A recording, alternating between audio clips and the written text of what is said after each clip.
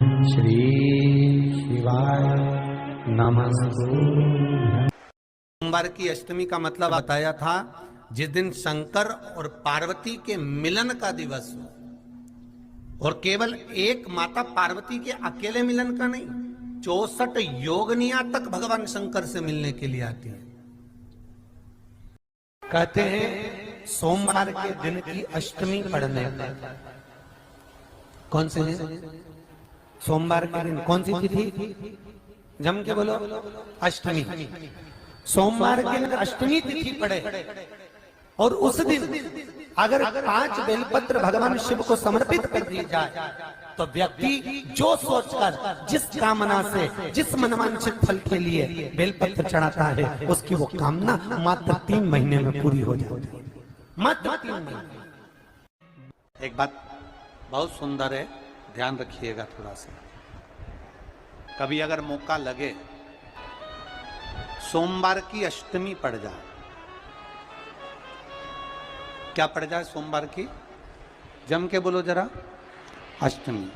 या तो सोमवार की अष्टमी पड़ जाए, या हर महीने शिवरात्रि आती है, हर महीने आती है, या तो सोमवार की अष्टमी पड़ जाए या फिर सोमवार की शिवरात्रि पड़ जाए, हर महीने आती है। प्रयास करना कहीं से देसी गाय का दूध मिल जाए, थोड़ा सा दूध देसी गाय का मिल जाए, थोड़ा सा दूध देसी गाय का, थोड़ा सा दूध अगर प्राप्त हो जाए, बेलपत्री के पत्ते से दूध कटोरी में लेकर, मात्र बेलपत्री के पत्रे से एक एक बूंद, अगर दूध आप एक बूंद अगर ज्यादा ना मिला हो, 1 चम्मच भी अगर आपको दूध देसी गाय का मिल गया हो, और सोमवार की अष्टमी पड़ जाए या सोमवार की, जम के बोलो, शिवरात्रि पड़ जाए, उसमें केवल अगर देसी गाय का दूध मिल जाए, जर्सी गाय का नहीं हो, देसी गाय का अगर दूध मिल जाए, बेलपत्री के पत्ते से, तुम्हारे घर के अंदर अगर शिवलिंग है या मंदिर में शिवलिंग है या तुम्हारे नजदीक में कोई शिवलिंग है, उस पर बूंद बूंद, एक एक बूंद अगर शिवलिंग पर दूध समर्पित कर रहे हो, श्री शिवाय नमस्तुभ्यम, नमः शिवाय, या षडाक्षर मंत्र ओम नमः शिवाय, या 33 अक्षर का मंत्र महामृत्युंजय मंत्र, इसका स्मरण कर कर शिव जी पर देसी गाय का दूध समर्पित कर कर इस बेलपत्री को अशोक सुंदरी वाली जगह पर अगर आप समर्पित कर देते हैं, फिर आप जिस भी चीज के लिए अप्लाई करें, मेरा देवाधिदेव महादेव आपका हाथ पकड़कर खींचकर आगे बढ़ा ही दे। मेहनत करना, कर्म पूरा करना, पढ़ाई अच्छी करना, और पढ़ाई के साथ में विद्या अध्ययन करने के साथ में, अच्छी मेहनत के साथ में देसी गाय का दूध भगवान शंकर को समर्पित करना, भगवान शंकर को समर्पित करना, देसी गाय का दूध धीरे धीरे धीरे धीरे समर्पित करना, भावों के साथ आप समर्पित करें। देसी गाय का दूध एक एक बूंद समर्पित करें, धीरे धीरे समर्पित करें। और देसी गाय का दूध जब धीरे धीरे समर्पित करें, बड़े रास्ते से, आनंद से धीरे धीरे जब आप समर्पित करेंगे, बेलपत्री वही दूध में सनी हुई बेलपत्र अशोक सुंदरी वाली जगह पर, उस समय पर डंडी का भाग शिवलिंग की ओर नहीं होना चाहिए, उस समय पर डंडी का भाग जहां से पानी बहकर जाता है अशोक सुंदरी की ओर से, वहां पर होना चाहिए। कार्य में सफलता मिलती ही है। शिव तत्व को धारण कर पीला चंदन लगा लेना। कितना लगाना है? बीच वाला जो पत्ता है उस पर पीला चंदन। जब आपको लगे कि मेरा जीवन बहुत कष्टमय, अब ये रोग, अब ये कष्ट दूर ही नहीं हो रहा, अब ये आए दिन तकलीफ पर तकलीफ बढ़ती जा रही है, आए दिन रोग, बीमारी, पैसा घर में बच नहीं रहा, बहुत कष्टमय जीवन है, इसमें लगाओ पीला चंदन बेलपत्री की बीज पत्ती पर। महाराज, और बीज पत्ती पर जब चंदन लग जाए, लगने के बाद में ये दोनों पत्ती पर लाल चंदन लगा लीजिए। इन दोनों पत्ती के बीच में जो डंडी का भाग होता है, आपको कहा था, आपको स्मरण में होगा शायद, हमने जब बेलपत्री की महत्वता बताई थी तो उस बेलपत्री की महत्वता में कहा था ब्रह्मा विष्णु महेश ये तीन हैं, बोला था।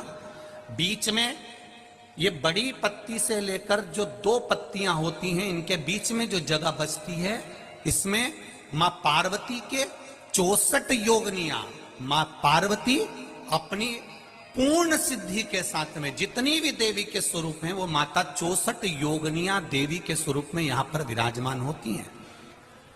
2 पत्ती के नीचे से जो डंडी होती है नीचे तक, ये पूरी डंडी में 33 कोटि देवी देवताओं विराजमान होते हैं इस पूरी डंडी के अंदर। तो ये बीच वाली पत्ती है, ये जो बीच वाली पत्ती का जो भाग होता है, इस पत्ती के भाग में शहद का प्रयोग कर कर, यहां पीला चंदन, लाल चंदन, शहद का प्रयोग कर कर इसी तरह से पकड़कर ये बेलपत्री की जो डंडी है वो अशोक सुंदरी पर जब आप समर्पित करें तो जहां से जल बहता है उस ओर पर इस पत्ती को चढ़ाकर केवल आपके हृदय की बात कहकर देवाधिदेव महादेव से कोई भी शिव जी का मंत्र, पंचाक्षर नमः शिवाय, षडाक्षर ओम नमः शिवाय, श्री शिवाय नमस्तुभ्यम, या महामृत्युंजय मंत्र, जो शिव का मंत्र हो आपके पास में, उसको बोलते हुए देवाधिदेव महादेव को धीरे धीरे जल की धार चढ़ाना प्रारंभ करो। जल की धार जब पूर्ण होने लगे, उसमें थोड़ा जल बचे, तब अशोक सुंदरी पर जो तुमने बेलपत्र चढ़ाई है वहां उस जलधार को चढ़ाएं। ये प्रयोग आपको केवल सोमवार की अष्टमी पढ़ने पर ही करना है। कौन से दिन करेंगे? जम के बोलिए जरा। सोमवार की अष्टमी पढ़ने पर यह प्रयोग करें और जल चढ़ाकर बाबा से विनती कर कर उसी बेलपत्र को वापस उठाकर कहीं जलाशय में या किसी पेड़ के नीचे विसर्जन कर दें और 1 लोटा जल वहां भी चढ़ा दें। बस निवेदन कर कर आ जाइए, मेरा बाबा 3 माह के अंदर हाथ जरूर पकड़ेगा और आपको दलदल से बाहर निकाल देगा। बात और आपसे कहेंगे, उतारिएगा। जिसके शरीर में सफेद चमड़ी पड़ने लगती है, चर्म रोग हो जाता है, या चेहरे पर आंख के पास में पूरा कालापन आ जाता है, उसको हमेशा याद रखना है, लाल चंदन का लेपन पीपल के पत्ते पर करिए। काय पर करना है? पीपल के पत्ते पर लाल चंदन का लेपन करिए। लेपन कर कर सोमवार की अष्टमी के दिन उसको लेपन कर कर वापिस निकाल कर शंकर भगवान पर उसका धीरे धीरे त्रिपुंड बनाकर लेपन करना प्रारंभ करिए। जब आप त्रिपुंड बनाकर लेपन करना प्रारंभ करें, उसके बाद उस चंदन को जो सोमवार की अष्टमी है तब निकाल कर लिया है और निकाल कर लाकर उसको डब्बी में रख लें। उस चंदन का प्रयोग चर्म रोग के स्थान पर थोड़ी थोड़ी मात्रा में करना प्रारंभ करें, पानी के साथ मिलाकर। परंतु उस चंदन को केवल 6 से 7 दिन में प्रयोग करिएगा, ज्यादा नहीं।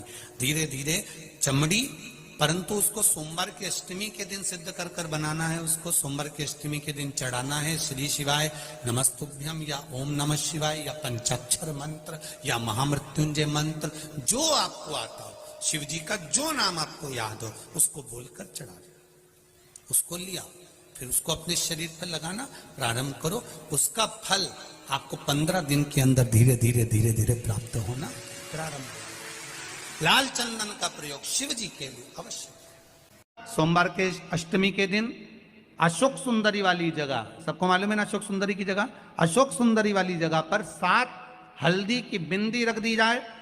लड़का लड़की जिसका विवाह नहीं हुआ उसका हाथ रख दिया जाए और वही हाथ के छापे पीपल के वृक्ष पर 5 लगा दिए जाएं। महाराज 3 महीने उसका विवाह पक्का हो जाता है। सोमवार की अष्टमी का इतना भाव है, सहज नहीं है। सोमवार की अष्टमी शिव और आद्य शक्ति का मिलन है। सोमवार की अष्टमी